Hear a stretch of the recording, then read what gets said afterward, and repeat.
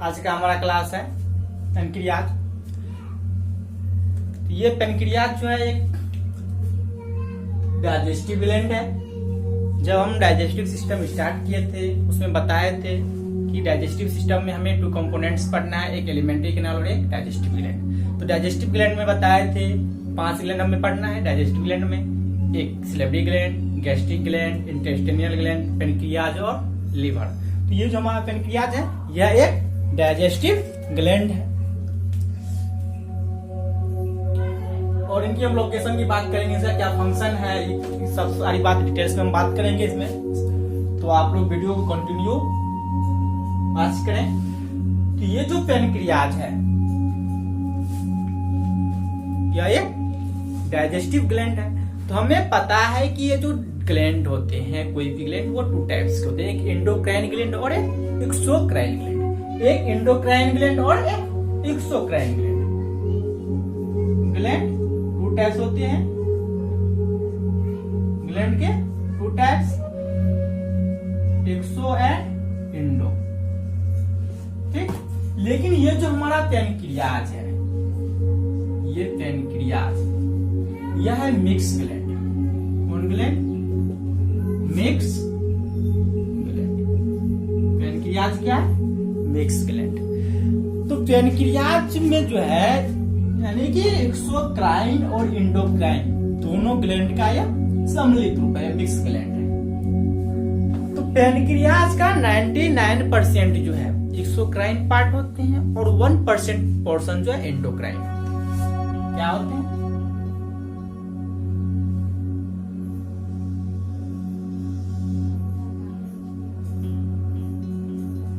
ठीक है, mix gland है ये पेनक्रियाज।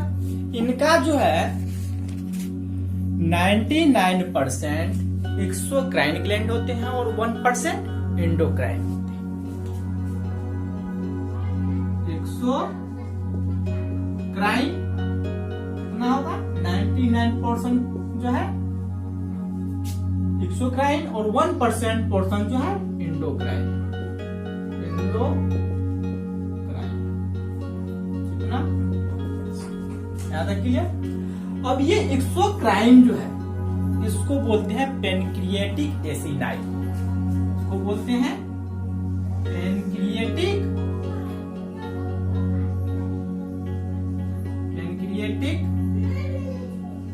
एसिडाई। यहां से जो है एंजाइम सिक्रीशन होगा, यहां से एंजाइम सिक्रीशन,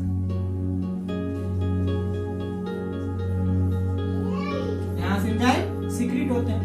और ये जो एंडोक्राइन पोर्शन है 1%, पेनक्रियाज का 1% जो है पोर्शन एंडोक्राइन होते हैं, जिसको हम बोलते हैं isolate of Langerhans. Isolates of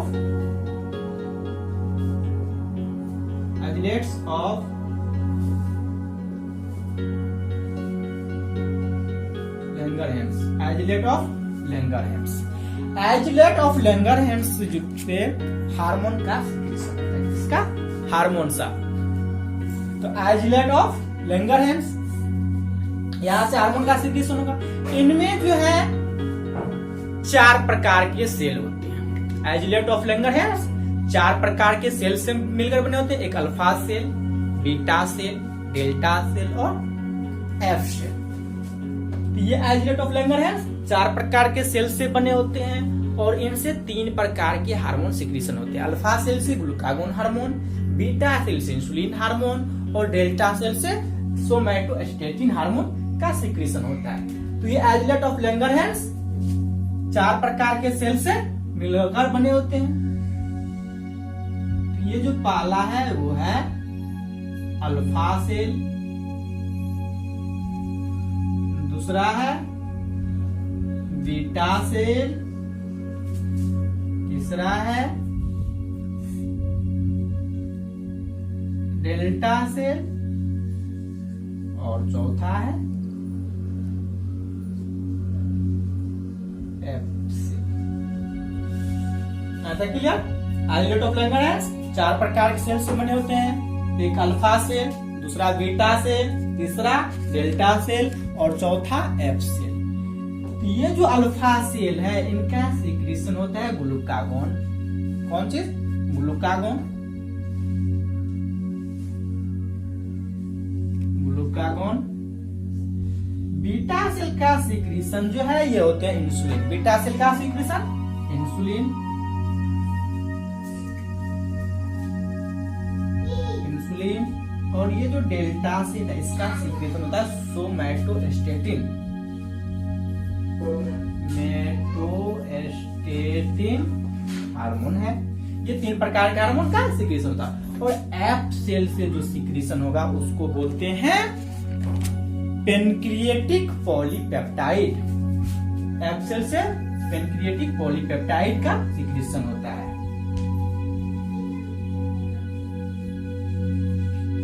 एक पॉलीपेप्टाइड। यहां तक क्लियर? ये पेनक्रियाज क्या है? यह एक डाइजेस्टिव ग्लैंड है। कौन ग्लैंड? लिख सकते हैं यहाँ पे डाइजेस्टिव ग्लैंड। यह एक डाइजेस्टिव ग्लैंड है। इसे मिक्स ग्लैंड कहते हैं क्योंकि यह इंडोक्राइन और एक्सोक्राइन और इंडोक्राइन दोनों का मिश्रण है। यानी कि पेनक्रियाज का 99% पोर्शन जो है एक्सोक्राइन होते हैं, जिसको हम पेनक्रिएटिक एसिनाई बोलते हैं। इनसे जो है सिक्रीशन क्या होगा? एंजाइम, यहाँ से एंजाइम सीक्रेट होते हैं। और ये जो इंडोक्राइन पोर्शन है यह पेनक्रियाज का ओनली 1% होता है। इसे आइसोलेट ऑफ लैंगरहैंस के नाम से जानते हैं। इनमें 4 प्रकार के सेल में देखने को मिलता है, अल्फा सेल, बेटा सेल, डेल्टा सेल और एफ सेल। तो अल्फा सेल से जो सिक्रीशन होगा हार्मोन उसको बोलते हैं ग्लूकागोन। बेटा सेल से जो हार्मोन सिक्रीशन होता है उसको बोलते हैं इंसुलिन। और डेल्टा सेल से जो हार्मोन सिक्रीशन होता है उसको बोलते हैं सोमैटोस्टेटिन हार्मोन। और एफ सेल से पेनक्रिएटिक पॉलीपेप्टाइड का सिक्रीशन होता है। यहाँ तक क्लियर? आप इसका स्क्रीनशॉट ले सकते हैं। अब हम बात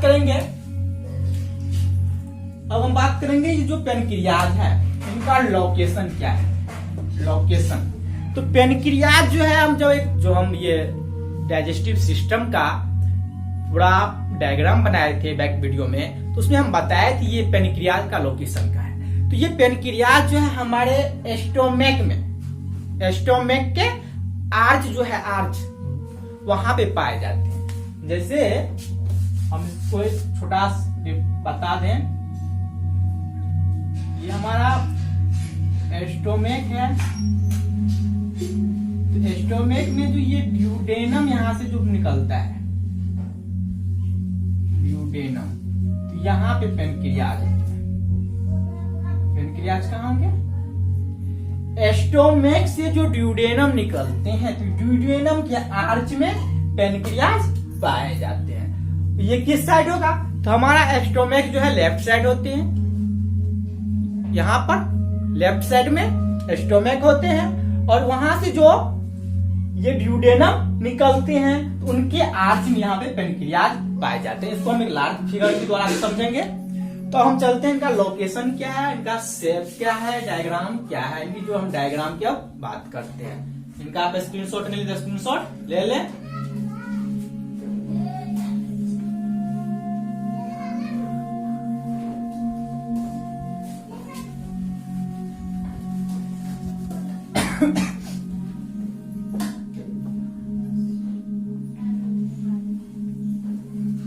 अब क्या होता है, ये इसका जो पेनक्रियाज है ये कहाँ मिलेंगे? ड्यूडेनम के आर्च में, आर्म में मिलते हैं। जैसे हम एक ड्यूडेनम का फिगर बनाया तो जैसे मेरा ड्यूडेनम है, यह हमारा ड्यूडेनम है।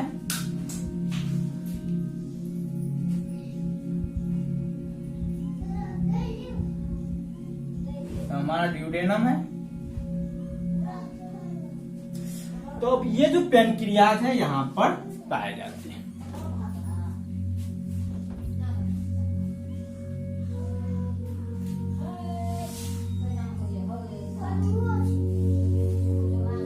ये हमारा पेनक्रियाज। तो ये पेनक्रियाज में जो है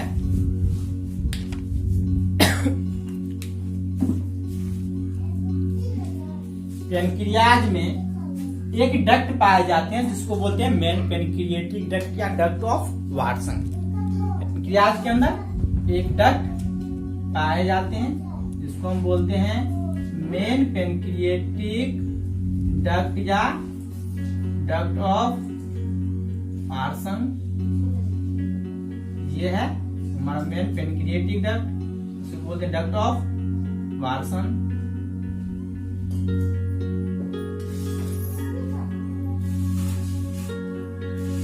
और ये जो पेनक्रियाज का सिक्रीशन जो होगा वो मेन पेनक्रिएटिक डक्ट से आकर ड्यूडेनम में आते हैं, ड्यूडेनम में आते हैं। ये हमारा ड्यूडेनम, ड्यूडेनम।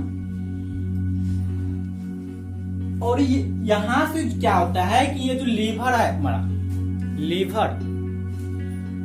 लीवर का भी सिक्रीशन आकर के मेन पेनक्रिएटिक डक्ट जो है डक्ट ऑफ वार्सन से मिलते हैं। तो ये जो वो जो लीवर से जो सिक्रीशन आएगा उसको बोलते हैं common bile duct. Common bile duct से, यहां से कॉमन बाइल डक्ट आते हैं और मेन पेनक्रिएटिक डक्ट से मिलते हैं। कॉमन बाइल डक्ट आया और मेन पेनक्रिएटिक डक्ट से मिलकर मिलता है, यह है हमारा common bile duct. Common bile duct, common bile duct यह है main pancreatic duct, main pancreatic duct, इसको बोलते हैं डक्ट ऑफ वार्सन।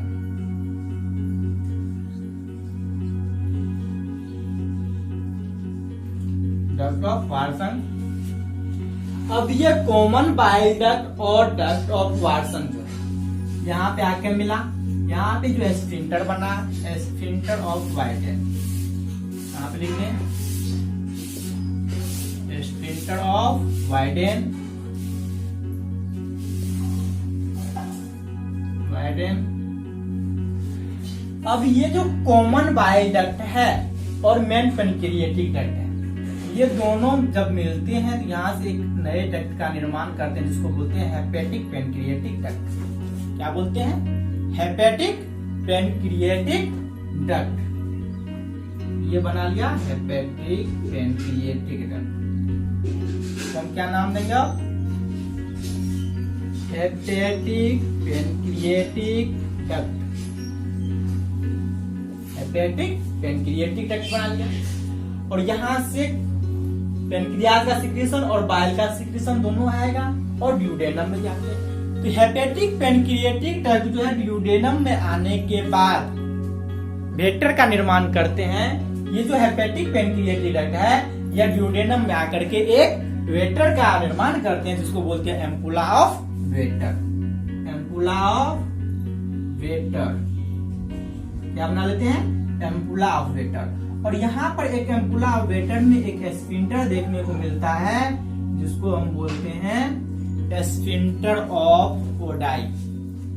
यहाँ पे ये जो हम कॉमन बाइल डक्ट आकर के एक वेटर का निर्माण किया जिसको बोलते हैं ampulla of waiter. Ampulla of waiter. और ये जो मेरा स्फिंक्टर बना इसको बोलते हैं sphincter of Oddi. Sphincter of Oddi. और ये था हमारा ड्यूडेनम। यहाँ पे जो पेनक्रियाज है इसमें जो ये मेन पेनक्रिएटिक डक्ट है, इनके अलावे पेनक्रियाज में एक और डक्ट पाएगा जिसको हम बोलते हैं डक्ट ऑफ सेंटोर्नी या accessory pancreatic duct. Duct of Santorini या एसेसरी पेनक्रिएटिक डक्ट। उनका ये जो सिक्रीशन जो होगा पेनक्रियाज का, तो वो जो है सेंटोर्नी डक्ट जो है डक्ट ऑफ सेंटोर्नी वो डायरेक्ट ड्यूडेनम में लेके आएगा। वो हेपेटिक पेनक्रिएटिक डक्ट या मेन पेनक्रिएटिक डक्ट से उसको कोई भी मतलब नहीं है, उसको कोई भी उससे रिलेशन नहीं है। वो एक स्वतंत्र डक्ट है। उसको हम क्या बोलते हैं? Duct of Santorini. Duct of Santorini.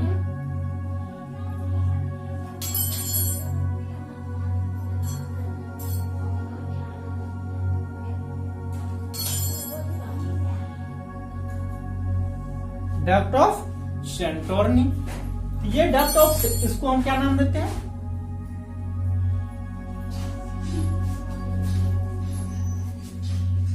Duct of Santorini. इसको एक और हम नाम देते हैं एसेसरी पेनक्रिएटिक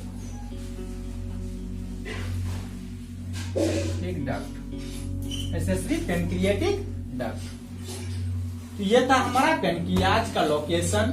ये जो पेनक्रियाज है यह ड्यूडेनम के आर्च में पाए जाते हैं और पेनक्रियाज का सीक्रेशन जो है वो एक डक्ट से आकर ड्यूडेनम में आते हैं। उस डक्ट को हम बोलते हैं मेन पेनक्रिएटिक डक्ट। यह है मेन पेनक्रिएटिक डक्ट, जो पेनक्रियाज के सीक्रेशन को कलेक्ट करके, पेनक्रियाज के सीक्रेशन को कलेक्ट करके ड्यूडेनम में लाता है।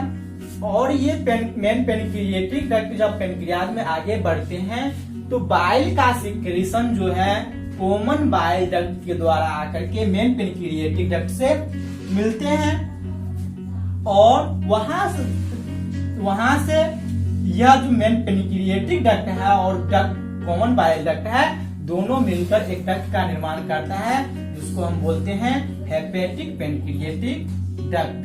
Hepatic pancreatic duct. यहाँ पर कॉमन बाइल डक्ट मिला और कॉमन बाइल डक्ट के मिलने से जो स्फिंक्टर बनता है उसको बोलते हैं sphincter of वायडेन।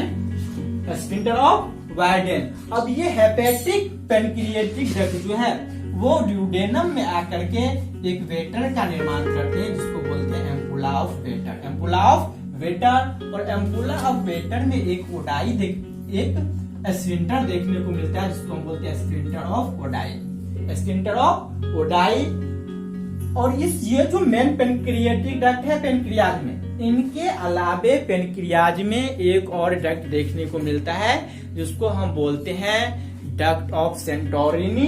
Duct of Santorini, जिसको एसेसरी पेनक्रिएटिक डक्ट के नाम से भी जानते हैं। इनका जो फंक्शन है वो मेन पेनक्रिएटिक डक्ट से अलग है। मेन पेनक्रिएटिक डक्ट से कोई रिलेशन नहीं है, या अपना वर्क करते हैं। यह भी पेनक्रियाज की सीक्रेशन को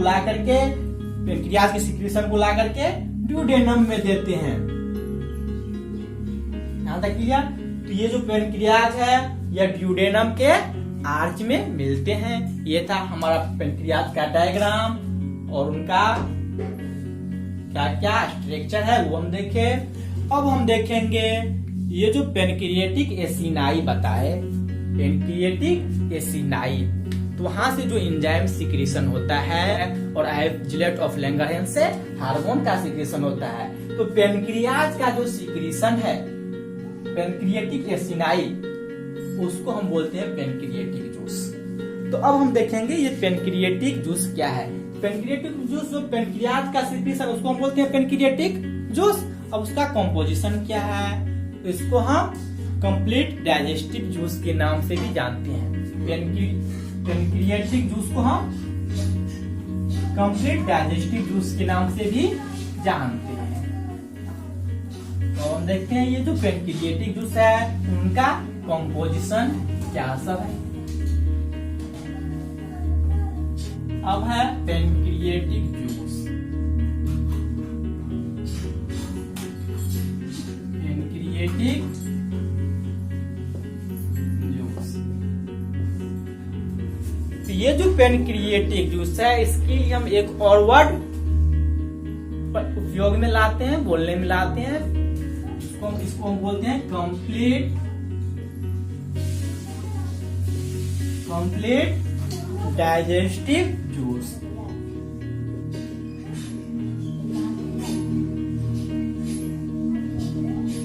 ये जो कंप्लीट डाइजेस्टिव जूस, तो कंप्लीट शब्द सिर्फ हम पेनक्रिएटिक जूस के लिए ही इस्तेमाल में लाते हैं, केवल पेनक्रिएटिक जूस के लिए ही यूज करते हैं इस वर्ड का।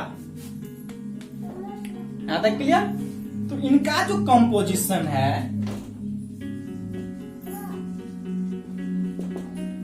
Composition bicarbonate, ट्रिक्सिनोजेन,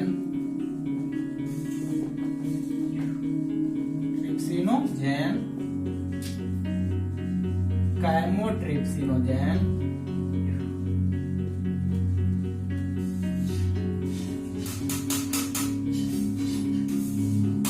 carboxy DNase. Position क्या था देखिए, वाटर, म्यूकस, बाइकार्बोनेट, ट्रिप्सिनोजेन, कैमोटिक, लैक्टेज, डीएनएच और आरएनएच। तो ये जितने भी डाइजेस्टिव ग्लैंड का हम कंपोजिशन बताएं, जो सलेवरी ग्लैंड हो, इंटेस्टिनियल ग्लैंड हो, स्टोमक ग्लैंड हो, चाहे पेनक्रिएटिक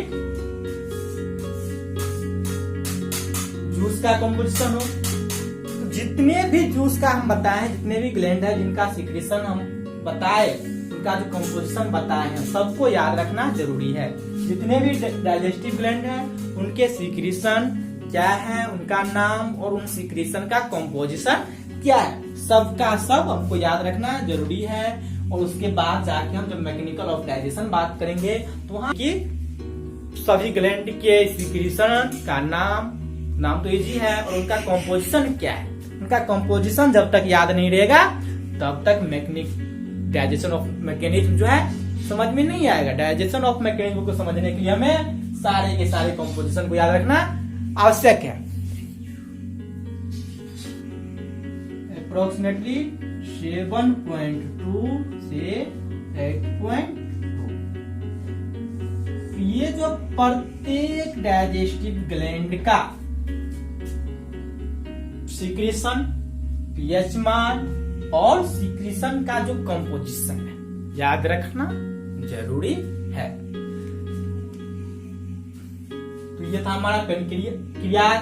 तो उनसे हम देखिए पेनक्रियाज क्या है, उनका लोकेशन क्या है, उनका स्ट्रक्चर क्या है, डायग्राम देखिए। उसके बाद देखिए उनका सिक्रेशन क्या है, और उनका जो सिक्रेशन है पेनक्रिएटिक जूस, उनका कंपोजिशन क्या है। अब नेक्स्ट वीडियो में हम बात करेंगे प्रोटीन डाइजेस्टिंग एंजाइम, एक छोटा सा है, तो देखेंगे। और उसके बाद हम नेक्स्ट क्लास में बात करेंगे लीवर।